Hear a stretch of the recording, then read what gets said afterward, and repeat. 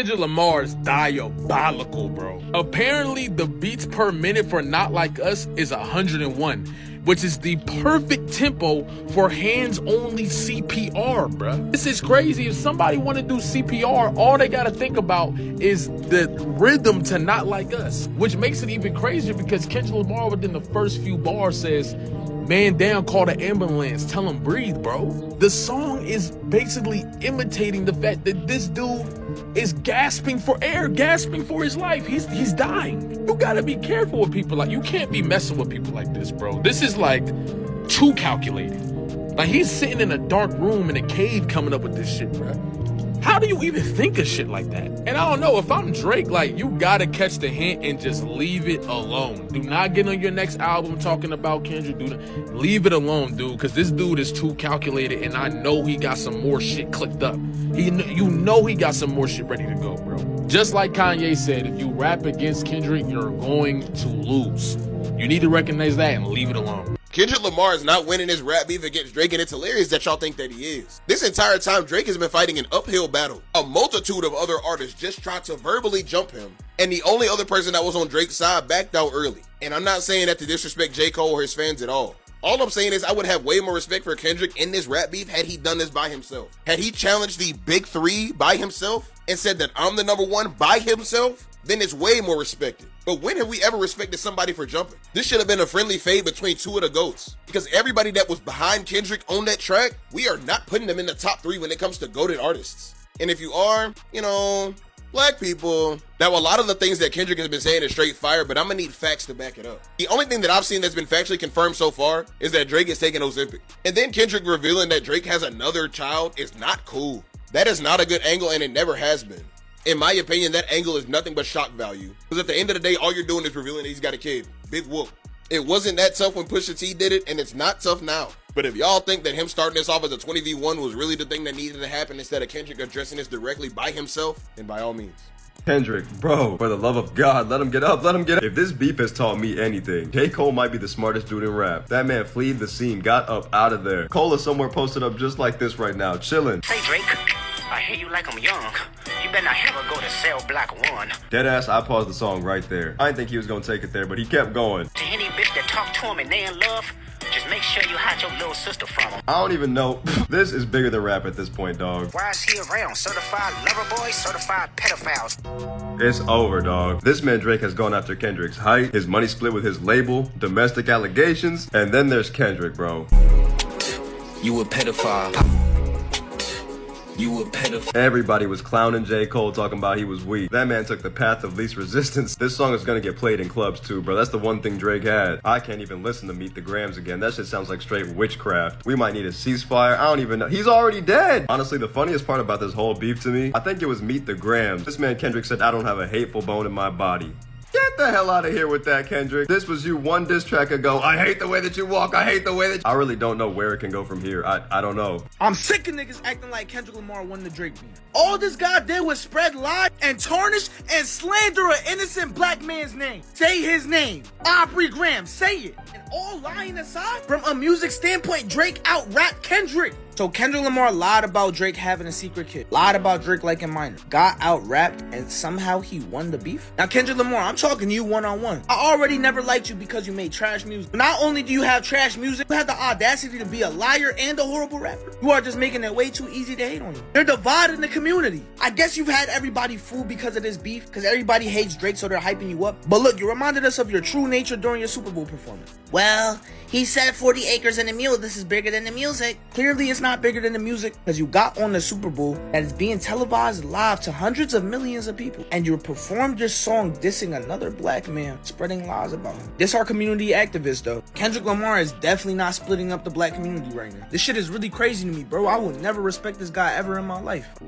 We're in the moment right now, so you probably can't realize it, but Not Like Us is the greatest diss track ever. Reason number one, it's probably the biggest diss track ever, like as far as it being a hit.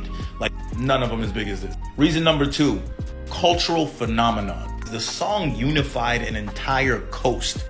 I don't know if we know this, but this is a core memory for Gen Alpha. Like these kids are going to remember this going into college.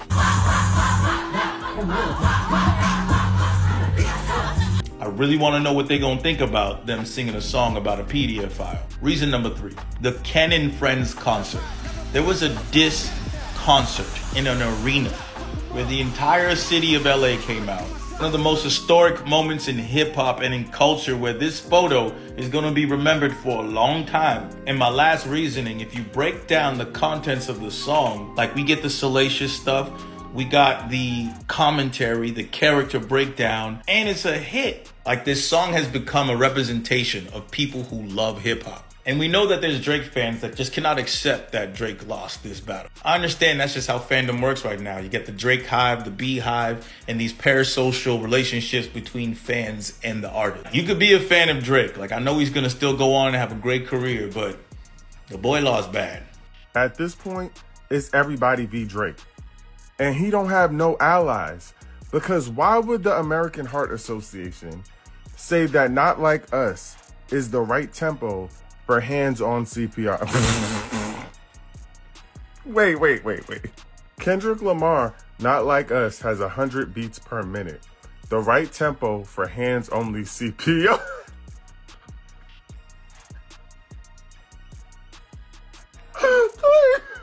And then they had the nerve to caption it, mustard on a beat, and it could help you save a life with hands-only CPR. Nah, the internet is bugging. Y'all are bugging on this man. Y'all about to give him a heart attack. And y'all gonna be saying, they not like us. They not like us. Trying to resuscitate. Nah, mustard on the beat is crazy. It's crazy. I know he's somewhere in Australia punching air in his drawers. I just know it. Stop playing Not Like Us. Turn the goddamn song off. Oh my God, if I hear this song one more time, bro. But what if I rapped it myself on a CB radio? Can I get a radio check? I hear you. I appreciate that.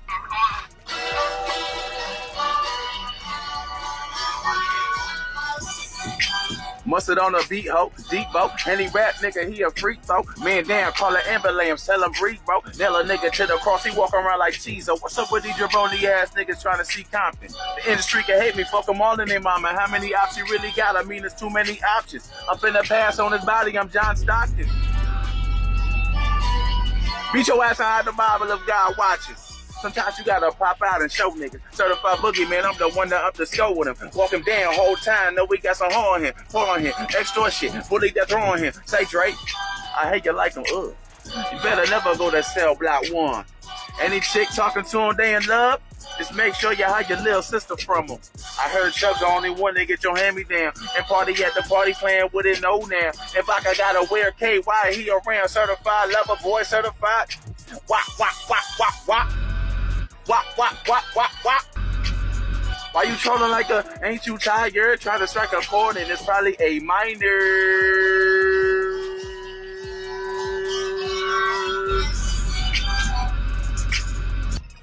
Well, first it was dominating on social media feeds, then it was dominating all over pop culture, and now officially it's dominating on the charts. We're of course talking about Kendrick Lamar's Not Like Us, which debuts at number 1 on this week's Billboard Hot 100.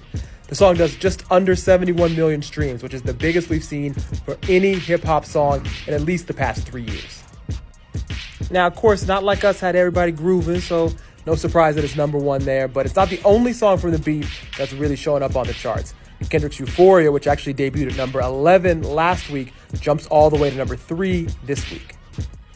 And even as we look at the full top 10, we can see that this beef has kind of been good for everybody in terms of chart placements. Obviously, we got Kendrick at number 1 and number 3, but you can see there, Like That, the song that kind of kickstarted this whole beef, still holding strong in the top 10 at number 6. Drake debuts at number 7 with Family Matters, and just outside the top 10 for those looking for Meet the Grams, that's coming in at number 12. And Push Ups, Drake at number 17. So there's 6 songs in the top 20, all directly stemming from the beef between Drake and Kendrick these past couple weeks. And of course, Kendrick is getting a lot of the shine from Not Like Us, But let's also give a shout out to DJ Mustard, who, believe it or not, earns his very first #1 as a producer on the Hot 100. He's been in the top 10 5 times before with songs like Rack City from Tyga, Boot Up by LMA, and Needed Me by Rihanna. But this is actually his very first time going all the way. So shout out to Mustard for getting his first #1. And Mustard, of course, is celebrating his #1 in a big way, telling us at Billboard that, quote, summer started last week, according to him. So what do you guys think? Is Not Like Us, is it a one and done? Could it go all the way and be Song of the Summer? Let us know if you're still spinning Not Like Us and how many weeks you think the song can last at #1 on the Billboard Hot 100. And of course, for all things chart and music related, be sure to tune in to the ultimate source, you already know, Billboard. I miss being a Kendrick fan back when that was more of a niche thing to do. And in saying that, Kendrick was never niche. Obviously, he was always a big artist. But when liking him was more of a niche thing to do. And mind you, this has nothing to do with Kendrick himself or how he makes music or any of that. It's more so the community around Kendrick listening. It's more so the vibes I've been getting recently. Kendrick is most in his bag when he's not trying to be a commercial artist. Take a look at Damn. Damn is his most popular album, and the best songs on there are the ones that didn't get, weren't popular. I love GNX, but a lot of the songs on there really only worked in the context of the 2024 that he had. See, Kendrick makes his best music when he's taking his own personal life experiences and applying them to the world around him and just life in general.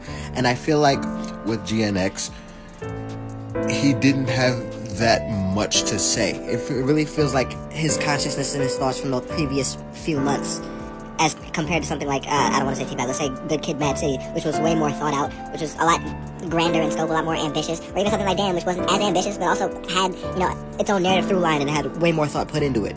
And I don't get that with GNX. Maybe it's something I'm missing, maybe I didn't listen to it enough. But that's, I don't know, that's how I feel. I don't know, I'm yapping. Comment down below, tell me what y'all think. They not like us. They not like us. They not like us.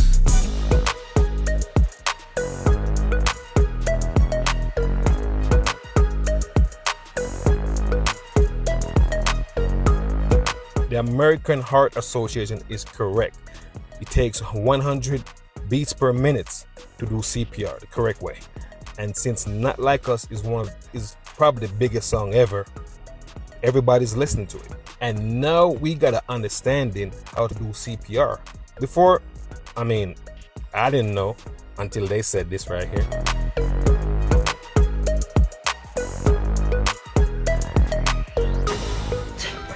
Hello.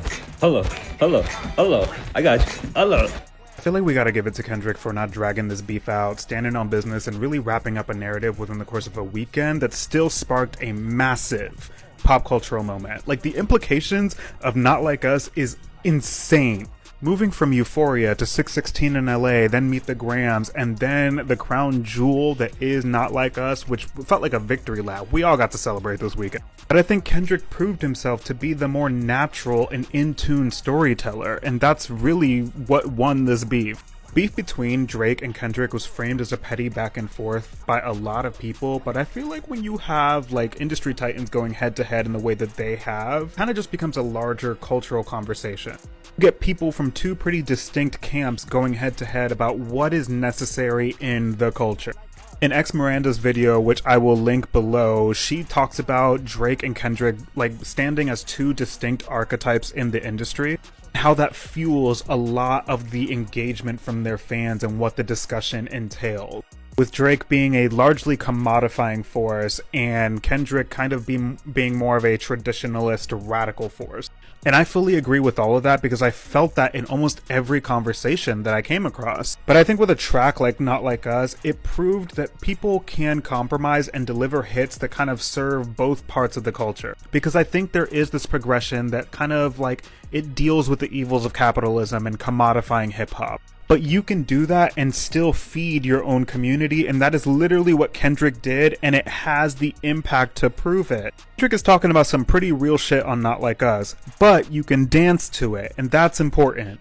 But look at these stats, #1 on Apple Music in 40 countries, #1 most streamed song in the world right now. It's going to debut at #1 on Billboard, breaking streaming records for first and second day. I think once I saw that video of the teacher claiming that her school switched from being a Drake school to a Kendrick school and she felt the cultural shift, That's when I knew this like literally touched multiple demographics across generations. To me, that's the power of like a community tentpole, like a culture shifter. That's nuts. Drake and his team have admittedly been responsible for some really fun hits, but I don't think he's ever given me anything other than confectionery hip-hop. And I feel like that's what this beef with Kendrick also proved over the weekend, is that Drake is largely a production of a rapper. Nobody's saying he can't rap, nobody's saying he can't rap well, nobody's saying that he can't write a rap, but he is a production. And I also wanted to touch on this because if any of these bullet points are true in any way, Drake really got shook down at the ankles by a nigga who is 5'6". Kendrick Lamar's Not Like Us is the best diss song to come out of the rap war with Drake so far, earning the #1 spot on Complex's current ranking. It's catchy, it's brutal, it hits Drake where it hurts, and it's also way more dark and fucked up than I think anybody is really acknowledging right now. Let me explain. DJ Mustard laced the track with one of the best beats of his career, and Kendrick took a play out of Drake's playbook by dissing him on a song that's already going up in the clubs. It hits so hard that even OVO stands like DJ Academics had to admit that it's a smash, and Drake said that it's something he would dance to. For all these reasons, it's helped Kendrick take a definitive lead in the battle. Not Like Us was a necessary palate cleanser after how heavy and dark the battle got on Friday night with the release of Meet the Grams, where Kendrick accused Drake of pedophilia, sex trafficking, and protecting predators in his inner circle.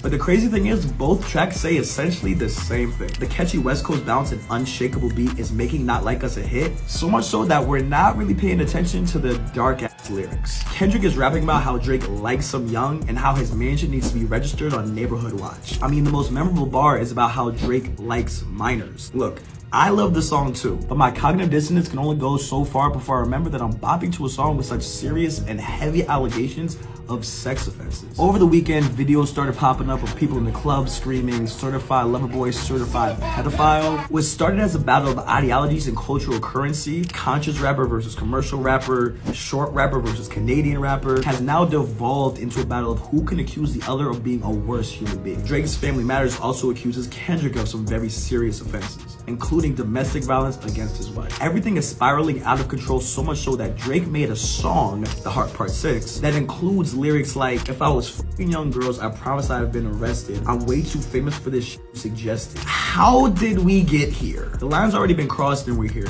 so it's only inevitable for things to get darker if this battle continues. So while we enjoy all these bombs that have been dropped over the last week, it's worth taking a step back and remembering that there might be real victims attached to the nuclear fallout that comes after. Complex, and Jordan Rose.